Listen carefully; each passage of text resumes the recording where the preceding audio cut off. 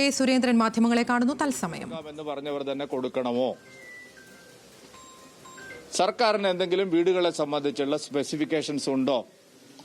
ഒരു സർവകക്ഷി യോഗം വിളിച്ച് ആ കാര്യം വ്യക്തമാക്കാൻ പോലും ഇതുവരെ സർക്കാർ തയ്യാറായിട്ടില്ല. ഇതൊരു ചെറിയ കാര്യമല്ലല്ലോ.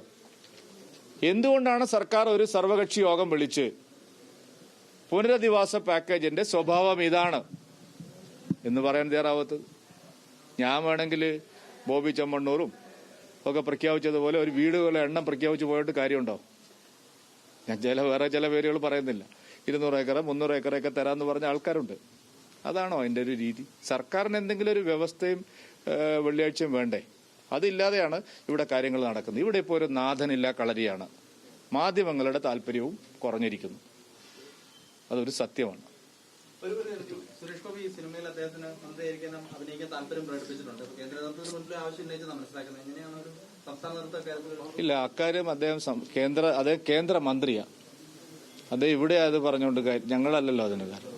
കേന്ദ്രമന്ത്രി എന്നുള്ള നിലയിൽ അദ്ദേഹത്തിന്റെ അഭിപ്രായങ്ങളും നിലപാടുകളും കേന്ദ്ര സർക്കാരാണ് തീരുമാനിക്കുന്നത്. അത് അദ്ദേഹത്തിന് അവിടെ അദ്ദേഹം സംസാരിച്ചിട്ടുണ്ടാവും. അതിനുള്ള മറുപടിയും അദ്ദേഹത്തിന് അവിടുന്ന് ലഭിക്കും.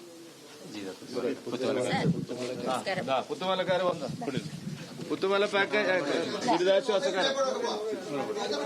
വയനാട് പുനരധിവാസവുമായി ബന്ധപ്പെട്ട് സർക്കാരിനെതിരെ വിമർശനം ഉന്നയിക്കുകയായിരുന്നു കെ സുരേന്ദ്രൻ. പുനരധിവാസം പാളി, താത്കാലിക പുനരധിവാസം പോലും ഇതുവരെയും സാധിച്ചിട്ടില്ല.